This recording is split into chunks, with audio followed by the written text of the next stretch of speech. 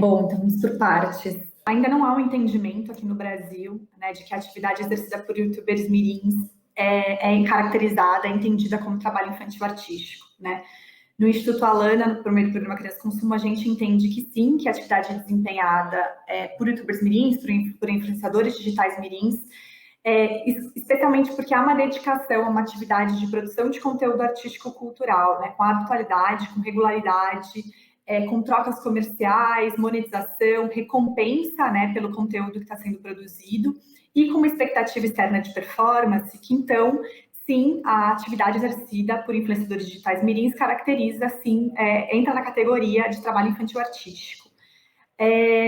A gente tem, né, regras muito específicas, isso eu vi a aula da Sandra, ela com certeza trouxe isso muito bem.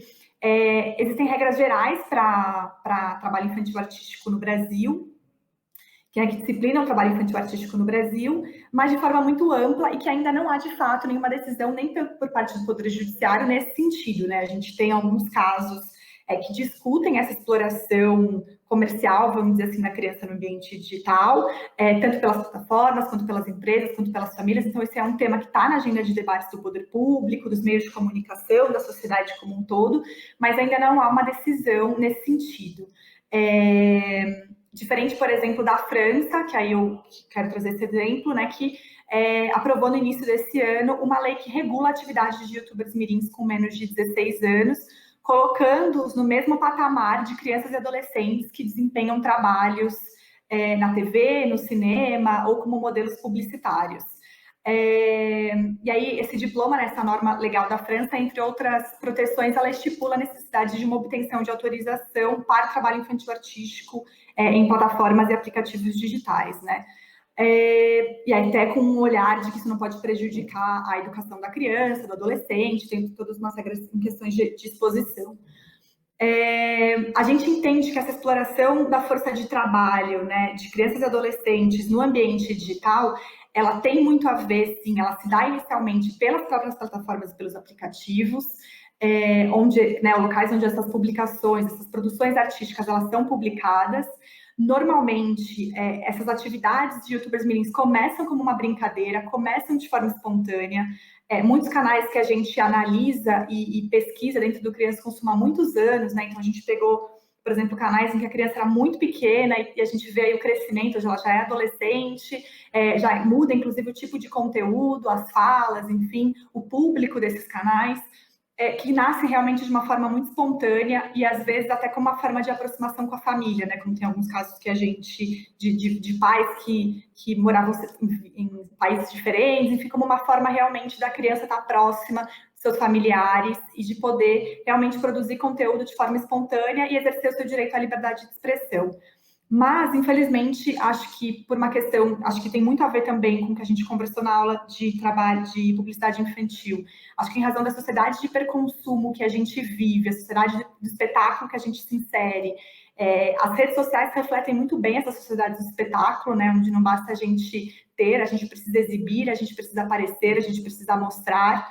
Tem muito a ver com a questão dos youtubers mirins, né? Então, as crianças hoje que querem ser youtubers mirins, elas não querem exercer essa atividade exclusivamente por uma questão de exercer liberdade de expressão, porque elas querem dizer o que elas pensam, porque elas querem realmente protagonizar um conteúdo feito a partir delas, né? Elas querem realmente ser youtubers mirins porque elas querem ter fama, elas querem ter dinheiro, elas querem ganhar presente de empresas.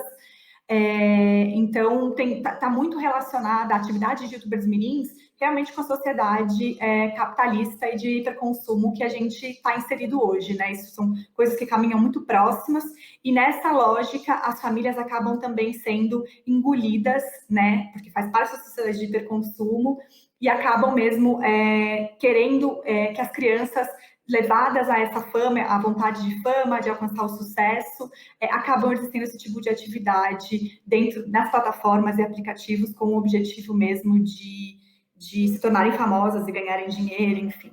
Essas plataformas e aplicativos, no nosso entendimento, são desenhados para estimular essa produção constante de conteúdo.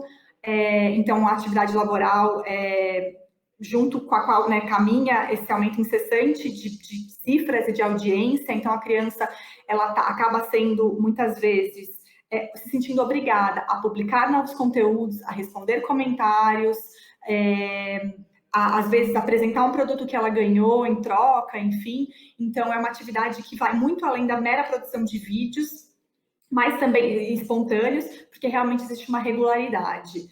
Sobre a questão dos impactos, que foi uma das perguntas que foram feitas, a gente entende que as consequências no desenvolvimento infantil são muito parecidas quando a gente fala, por exemplo, também, né, quando a gente fala de uma publicidade infantil, em certa medida, eu vou explicar o que eu quero dizer.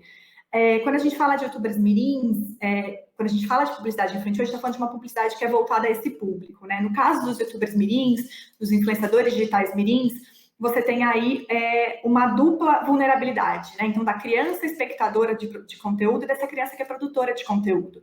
A partir do momento que essa empresa encaminha um produto para esse youtuber mirim, também está fazendo publicidade para esse youtuber, que depois vai pulverizar e vai disseminar esse conteúdo, vai ela, essa criança, como intermediadora dessa marca, como mediadora dessa marca, também fazer desenvolver essa prática de publicidade infantil para o seu público espectador.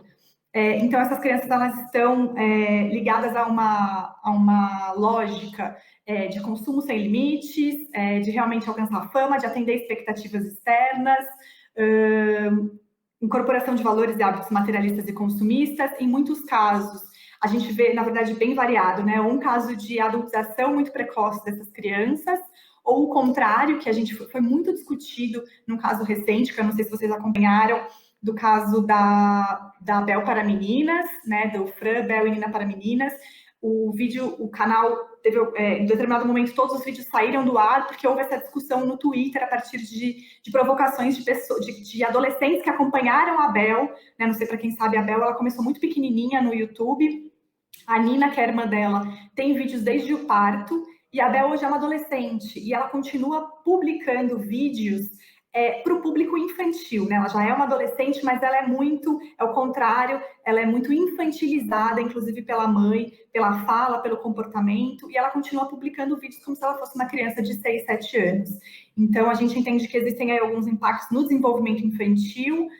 Acho que eu vou deixar um pouquinho a Sandra falar e depois qualquer coisa eu complemento e a gente deixa para as próximas questões, mas acho que eu vou parar por aqui por hora. Ok, então vamos lá. Eu vou tentar responder, Carol, cada um dos pontos destacados aí pelos alunos. Então, a Elisa pergunta sobre como superar essa responsabilização da mãe. Pois é, saiba, Elisa, que nas poucas ações que teve, cobrando da empresa, no caso Google, que é a dona do YouTube, um posicionamento, uma responsabilização, né?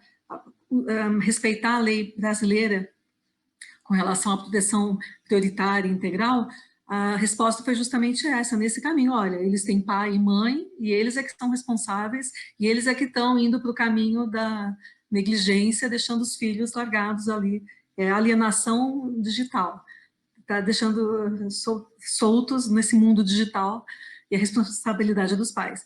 Então, é preciso, sim, discutir sobre esse tema. Obrigada pela questão. Aliás, a Elisa é do grupo que eu também participo, lá da USP, de investigação sobre esses assuntos que vão além do direito do trabalho, além do que está posto, regulamentado. E veja, é uma questão que envolve a estrutura e dinâmica desse mercado. Há pouco tempo tem uma matéria lá com o pessoal do Chega de Trabalho Infantil, lá do site, e aí que eu comentei, eu fiz uma comparação com o setor agrícola. No setor agrícola, se contrata a família e se paga por produção. Então, ele é responsável por estimular o trabalho infantil. Porque se o contrato fosse feito com aquele trabalhador, com aquele pai de família, e o pagamento não fosse por produção, ele não ia induzir, provocar que aquela família trabalhasse, colocasse todo mundo para trabalhar. A mesma coisa eu entendo que aconteça aqui, nesse segmento dos youtubers. Quando o canal remunera todos os canais, inclusive os que nitidamente são crianças ali atuando, ele está estimulando, sim, o trabalho infantil artístico realizado ali por aquelas crianças e adolescentes. A outra questão foi da Isabel, e a Isabel fez duas questões, na verdade. Uma é, afinal, forçar a criança a ensinar, ela caracteriza uma exploração do trabalho infantil artístico? Em muitos canais existe uma manifestação absolutamente espontânea da criança. É a criança sendo ela mesma, até eu brinco, é como se, lembram do Show do Truman? Tem um filme que é o Show do Truman, e, de repente, todo mundo para de viver e fica só assistindo ali o Truman. Desde que ele nasceu, ele está num grande reality. Existem crianças que hoje passam por essa situação, que desde que nasceram estão sendo expostas ali nas redes sociais, filmados pelos seus parentes.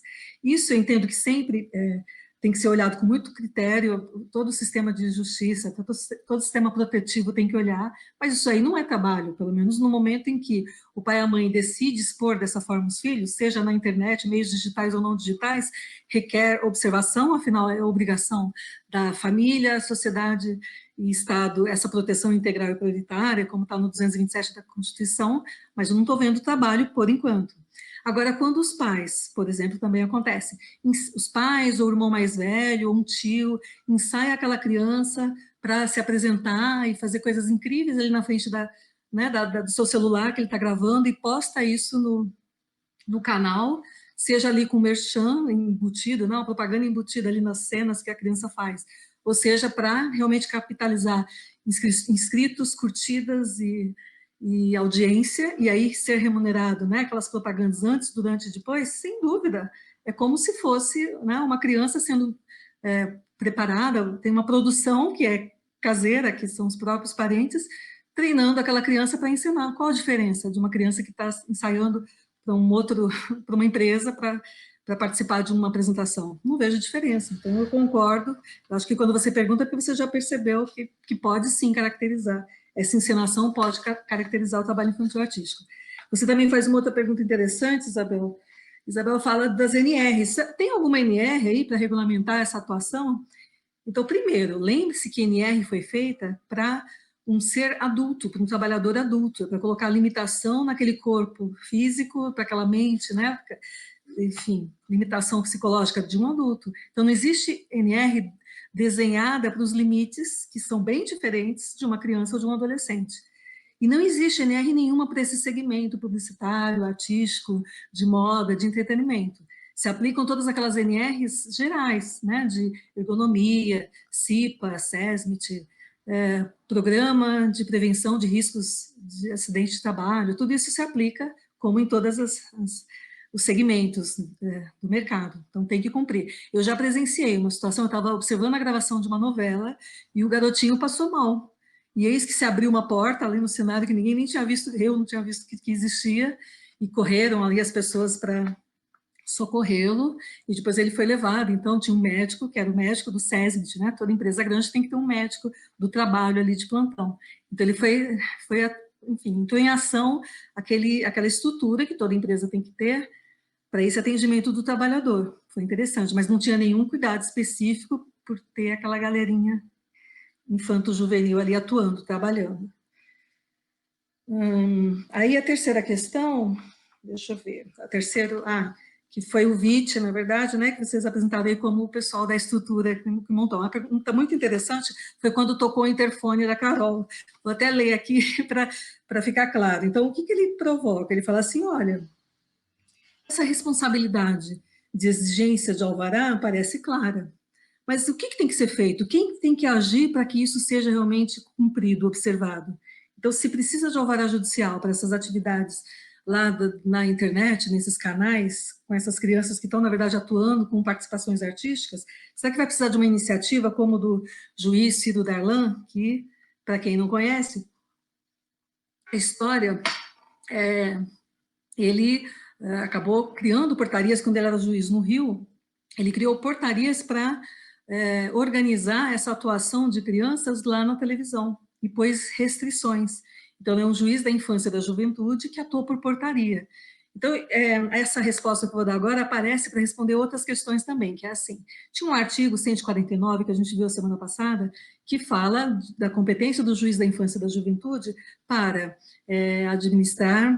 organizar essa situação da criança participando ou assistindo obras artísticas. No inciso segundo é a participação efetiva, não como plateia, mas sim como atuando, e fala-se que ele pode ou autorizar por meio de alvarás ou disciplinar por meio de portarias. Então, ele faz ou no atacado, organiza aquele setor, ou caso a caso, por meio de alvarás. Mas veja, há muito questionamento se isso daí não se aplica somente para esses casos que não caracteriza trabalho. Então, sempre como é que foi? Quando vai participar de um desfile de escola de samba, eu coloquei para vocês lá no material do curso, né?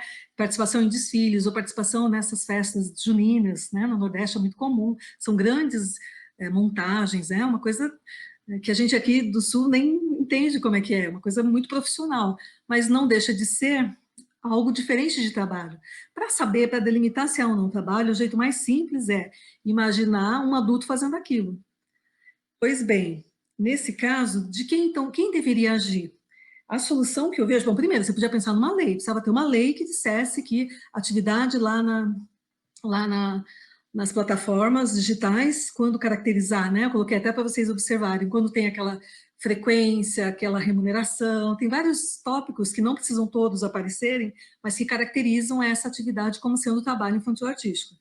Então, a gente podia pensar que precisaria de uma lei. Eu entendo que nem precisa de lei, porque se eu ler o ECA, a Constituição, a Convenção do Direito das Crianças, aquela Convenção 138, que abre uma exceção para participação artística, desde que tenha uma autorização judicial, veja, o único lugar que com certeza está falando em trabalho infantil artístico é naquela Convenção 138 da OIT, que fala que precisa de autorização uma a uma. Então, cada caso, cada exposição daquela criança ou adolescente naquele ambiente artístico tem que ter uma autorização. Não pode ser no atacado. Ok? Então, eu entendo que para essa situação tem que ter uma autorização, porque é a única situação da exceção para a proibição do trabalho antes da idade mínima. Pois bem, então tem duas situações. Uma coisa é autorizar uma participação artística que não configura trabalho. Pode ser por meio de uma portaria de um juiz da infância, da juventude, pode ser até por um alvará específico para aquela criança.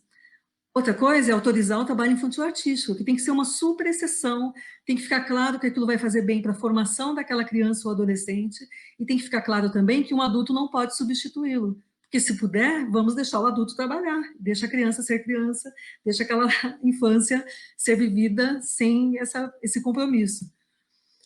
Pois bem, então a primeira coisa que eu poderia pensar, lei, eu acho que não é essencial a criação dessa lei, porque a gente já tem todo um arcabouço legal que dá para concluir, não tem outra brecha, precisa de um alvará, e como fazer, né?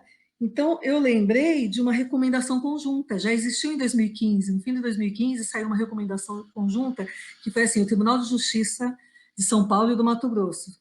Então, primeiro foi o Tribunal de Justiça de São Paulo, o Tribunal Regional do Trabalho de São Paulo, os dois, o Ministério Público, tanto estadual quanto do trabalho, se uniram e fizeram uma recomendação conjunta, dizendo, olha, é preciso alvará, e quem tem a competência, na ocasião, eles decidiram que a competência para emitir esses alvarás, essas autorizações, é da Justiça do Trabalho. Então, assinaram os promotores estaduais e juízes estaduais assinaram aquilo ali, dizendo que, então, enfim, não foi um a um, né? Não foi na primeira instância, foram os corregedores que assinaram, dizendo, então, que a competência disso aqui vai ser para a Justiça do Trabalho.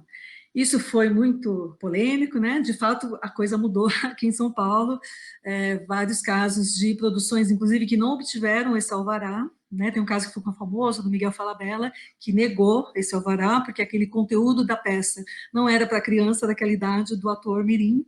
Então, se a plateia tinha que ter, era indicado para 14, 16 anos, como que eu vou empregar um garotinho de 10, 12 anos vendo aquele conteúdo?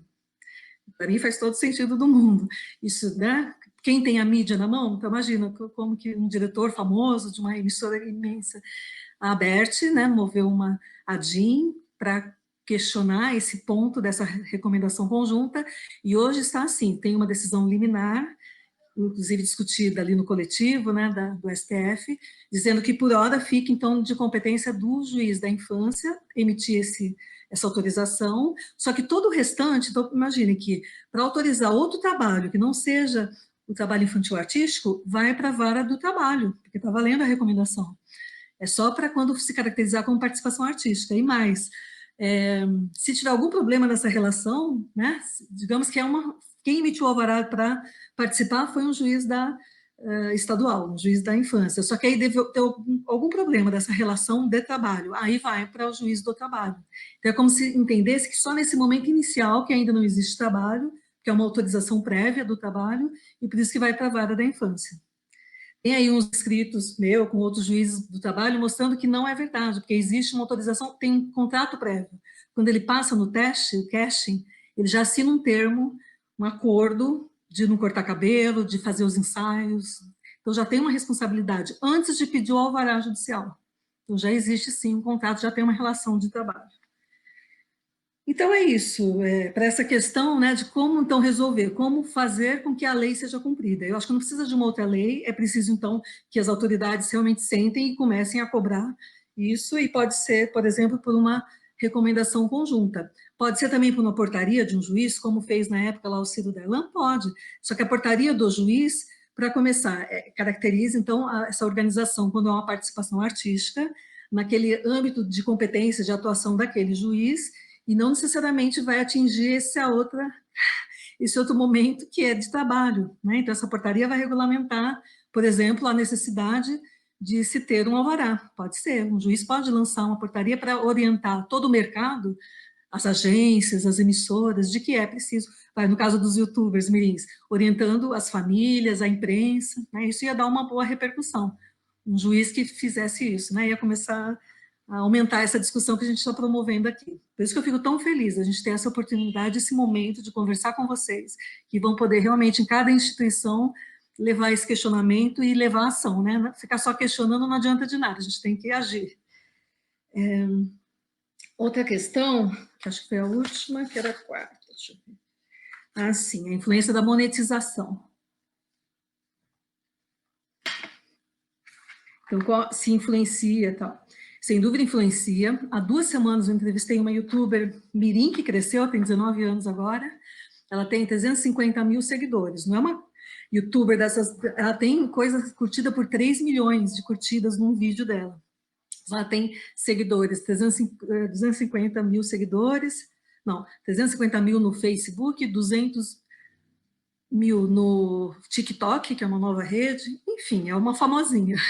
E ela me disse claramente, eu falei, se não fosse remunerado, se não tivesse essa monetização do canal, porque um caminho seria esse, proibir a monetização desses canais com crianças. E aí realmente tiraria muito desse impacto econômico. Ela falou, e talvez eu não, então, não ficaria gravando 3 novos, como é que ela fala? 3 novos por semana. Ela faz contratos com empresas, porque a pergunta também era isso, né? Como é que se operacionaliza essas empresas? As empresas procuram esses YouTube, esses influencers, e fazem parcerias do tipo, eu vou te mandar vários presentes e você vai usar, você vai mostrar, você vai gravar, ela me deu um exemplo, 3 vezes 3 novos vídeos por semana. Então, você tem que criar 3 vídeos e, de alguma forma, você favoreça ali a minha marca. Então, é muito comum eles ganharem dinheiro, eles são monetizados em dinheiro pela Google, que paga em dólar, eles abrem uma conta e vem um depósito de fora, uma transferência de dinheiro naquela conta.